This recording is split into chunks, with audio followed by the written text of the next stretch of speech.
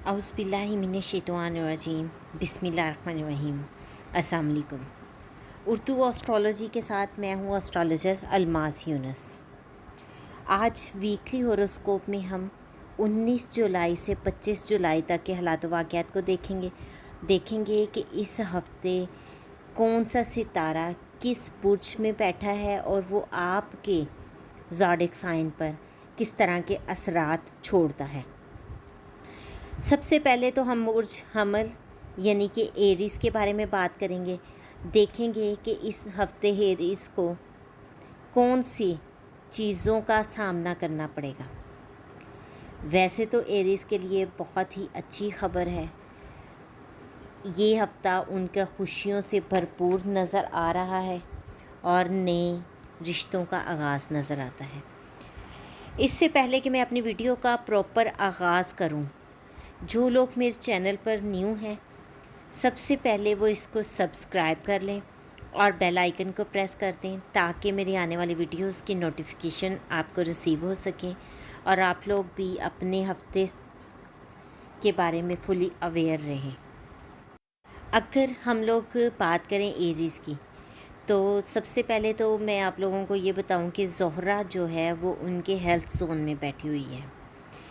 जब भी Zohra health zone में मुंतकिल होती है तो उसका मतलब ये होता है कि आपको जिस्मानी और ज़हनी सेहत की देखभाल की ज़रूरत है। ज़्यादा से ज़्यादा आपको अपनी सेहत की तरफ मुतवज्जो होना है।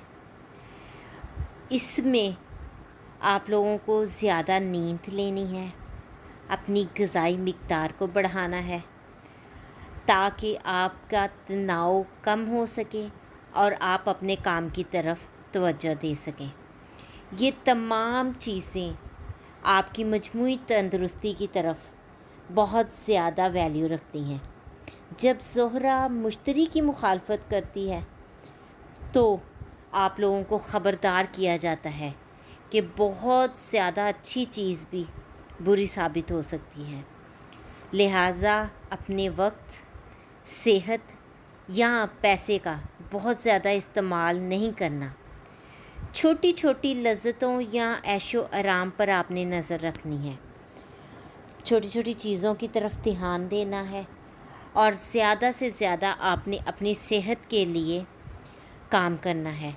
आपने देखना है कि कौन सी चीज़ आप लोगों की सेहत को बेहतर कर सकती है और कौन सा काम है जो करने से आपकी सेहत ख़राब हो सकती है।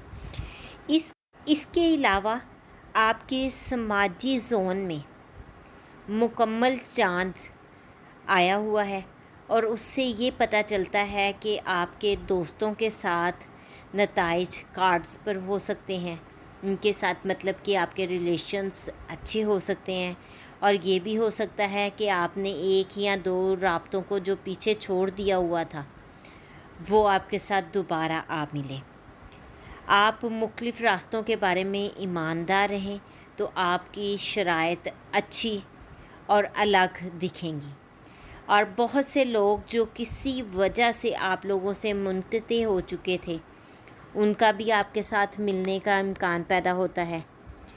इसके अलावा इस हफ़्ते एरीज़ लोगों के रिश्ते के पैगामात आने नज़र आ रहे हैं, क्योंकि जुपिटर जब आपके 11वें घर में आता है तो वो आप लोगों को बहुत ही ज़्यादा फ़ायदा पहुंचाता है। इस वक्त वो आपके 11वें घर में मौजूद है और नए रिश्तों के बारे में बहुत ही एहतियात की आपको ज़रूरत है।